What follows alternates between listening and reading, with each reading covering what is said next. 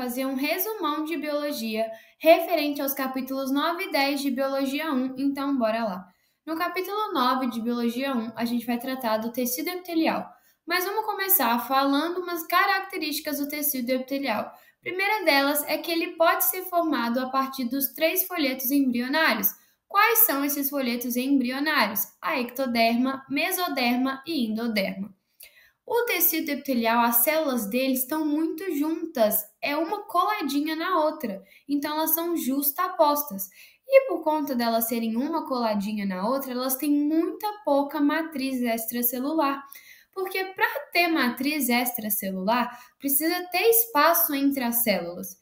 E como as células estão muito juntas, não tem espaço nessas células para poder existir a matriz extracelular. E uma característica do tecido epitelial é que ele sempre está apoiado sobre um tecido conjuntivo. E a gente vai ver o tecido conjuntivo no capítulo 10. Outra característica do tecido epitelial é que ele não possui vasos sanguíneos. E justamente por ele não possuir vasos sanguíneos, é que eles vão precisar muito do tecido conjuntivo para receber nutrientes, já que eles não têm matriz extracelular e não têm vaso sanguíneo. Agora a gente tem os tipos de tecidos epiteliais, que podem ser classificados em de revestimento e glandular. O de revestimento, o próprio nome já fala, ele tem a função de revestir a superfície do nosso corpo. E a gente pode encontrar o tecido epitelial de revestimento na boca, bexiga, vasos sanguíneos e etc. Porque são vários, não dá para pôr todos aqui. E o tecido epitelial glandular, ele apresenta células que têm a função de produzir e liberar secreções. E quais são essas secreções? Podem ser enzimas, hormônios, substâncias que tem dentro do nosso corpo, enfim. E a gente pode encontrar o tecido glandular no pâncreas, glândula da tireoide, que é aqui na garganta, e etc. Bom, nessa primeira imagem aqui, que no caso está na minha esquerda, eu coloquei os tipos de tecidos epiteliais de revestimento. Porque eles podem ser simples, pavimentoso, que é quando é todo mundo retinho, assim, bonitinho, não tem coluna nem nada. Ele pode ser simples cúbico, ou seja, não está em formato de coluna, mas tem formato de um cubo, quadradinho. Ele pode ser simples colunar, que é quando eles estão dispostos em colunas e o núcleo de cada coluna está disposto na mesma linha, porque como vocês podem ver, essas bolinhas roxas são praticamente uma do lado da outra e está em coluna. Eles podem ser estratificados pavimentosos, que é essa loucura toda aqui que vocês podem ver. E tem o estratificado de transição. Vocês não precisam preocupar com esse estratificado pavimentoso e estratificado de transição, porque o que importa é o pavimentoso simples, o cúbico simples, o simples colunar e o pseudoestratificado colunar. Bom, o pseudoestratificado colunar, ele está disposto em colunas, só que o núcleo de cada coluna não estão organizados, não estão na mesma linha. Como vocês podem ver, um está para baixo, outro está para cima, outro está no meio. Além de que eles vão ter esses pelinhos em cima.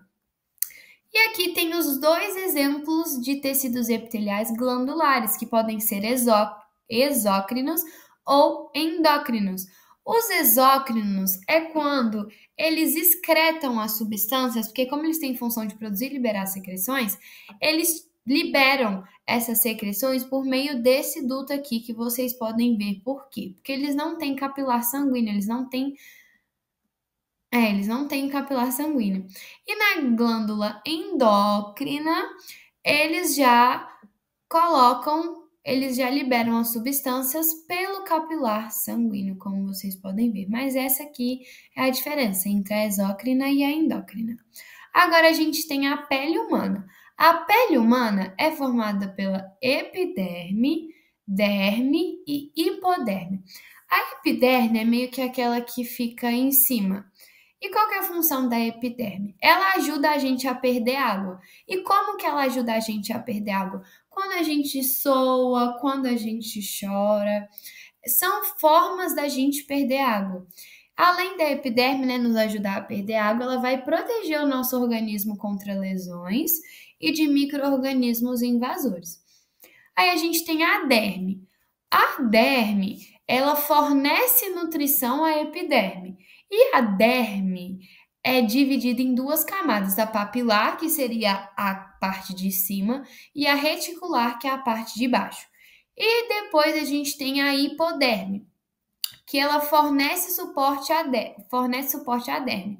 E ela apresenta adipócitos, ou seja, gordura, e por ela apresentar gordura, também vai ajudar a gente a armazenar energia e controlar a temperatura do nosso corpo. Só que uma característica, gente, é que a hipoderme não é presente na constituição da nossa pele, mas ela ajuda, por exemplo, na derme e em outros, tipo assim, outras funções do nosso corpo.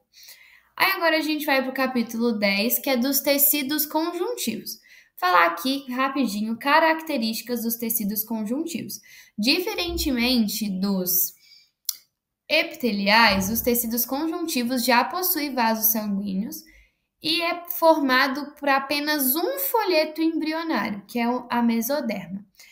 E uma característica, acho que essa é a mais importante do tecido conjuntivo, é que eles são responsáveis por nutrir o tecido epitelial. Lembra que um tecido epitelial sempre está apoiado em um conjuntivo? Por quê? Porque é o conjuntivo que vai nutrir o epitelial. E a gente tem os tipos de tecidos conjuntivos. A gente pode ter o denso modelado, que são quando as fibras colágenas estão dispostas de forma paralela e elas são muito resistentes e a gente pode encontrar o denso modelado nos nossos ligamentos. Aí pode ser denso não modelado, que também é muito resistente, só que diferente do denso modelado, é desorganizado. E a gente encontra o denso não modelado geralmente na nossa derme, que é aquela camada da nossa pele. Aí tem o frouxo, que ele é totalmente diferente dos densos, ele é pouco resistente, e só que a diferença dele para os densos é que ele é muito flexível. E a gente pode encontrar o tecido conjuntivo frouxo no revestimento do nosso pulmão, no revestimento do nosso coração.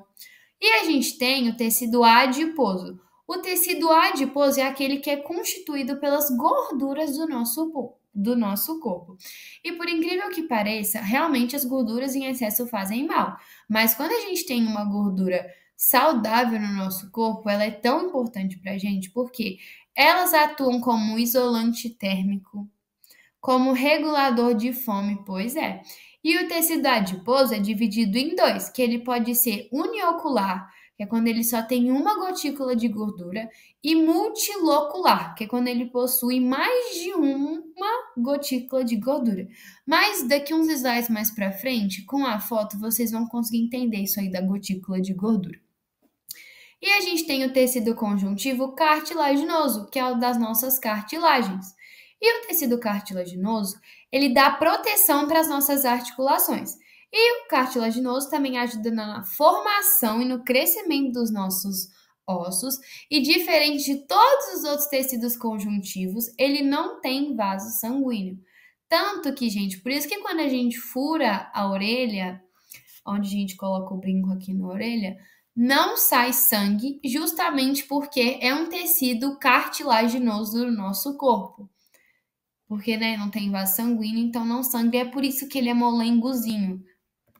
E a gente tem agora os tipos de tecidos conjuntivos cartilaginosos, que eles podem ser da hialina, que eles vão ser responsáveis pela resistência do nosso corpo, e a gente encontra a hialina nas nossas articulações.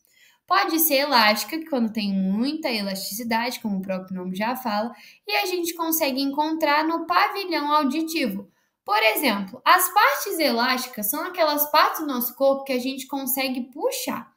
Por exemplo, se você pega aqui onde você faz o brinco, você consegue puxar bem a sua orelha, não consegue? É um exemplo de tipo cartilaginoso elástico. E fibrosa, que é quando tem a maior rigidez dentre os outros dois e a gente encontra nos discos invertebrais. Então, ó, a foto aqui de cima é um exemplo de cartilagem hialina, a do meio de elástica e a última de fibrosa. Agora, as cartilagens podem ter diferentes formas de crescer. Pode crescer de forma intersticial, que é quando a cartilagem vai aumentar de tamanho, e ela pode ser aposicional, que é quando as novas células vão surgir do pericôndio. Depois eu vou mostrar para vocês onde está o pericôndio. Mas aqui, ó, essa foto aqui da esquerda, essa imagenzinha da esquerda é um exemplo de crescimento intersticial, que tá vendo que a célula se dividiu, né? Os condrócitos se dividiram e formou duas célulazinhas e com um crescimento maior. E a gente tem a aposicional. Como vocês podem ver aqui, o adipócito saindo, formando os novas bolinhas, enfim. Agora a gente tem as demonstrações. Gente, as fibras que a gente tem no tecido conjuntivo pode ser de 3 tipos: reticular, colágena e elástica. E o nosso tecido conjuntivo também tem várias formas de ser composto. Pode ser composto pelo fibroplasto, pelo fibrócito, pelo adipócito, pelo libroblasto, pelo condoblasto, pelo osteoplasto, pelo osteócito e pelo condrócito. Pode ser pelo mastócito, pelo macrófago, pelo leucócito. E aqui eu também coloquei os exemplos de tecido conjuntivo do denso modelado, do denso não modelado e do frouxo. Tá vendo que aqui no denso modelado tá tudo paralelo, que no não modelado tá tudo desorganizado e que no frouxo aparece umas formiguinhas em alguma coisa de morango. E aqui eu também coloquei um exemplo de tecido cartilaginoso. E aqui vai ter uma setinha mostrando o que é cada coisa. E o pericôndio vai ser essa bolinha minúsculazinha aqui que a gente quase nem vê. E eu também coloquei uma demonstração do tecido adiposo uniocular, que tá vendo é quando tem uma gotícula de gordura enorme. E quando é multilocular, que tem várias gotículas de gordura. Porque, olha, no uniocular, uma gotícula de gordura do uniocular já equivale a várias gotículas de gordura do multilocular. Vocês podem ver pela própria imagem que a única gotícula de gordura que tem no uniocular é gigantesca e que as outras várias gotículazinhas de gordura que tem no multilocular já são menorzinhas. E essa foi a nossa videoaula de hoje. Eu espero que vocês tenham gostado. Qualquer dúvida é só deixar aí nos comentários que eu respondo.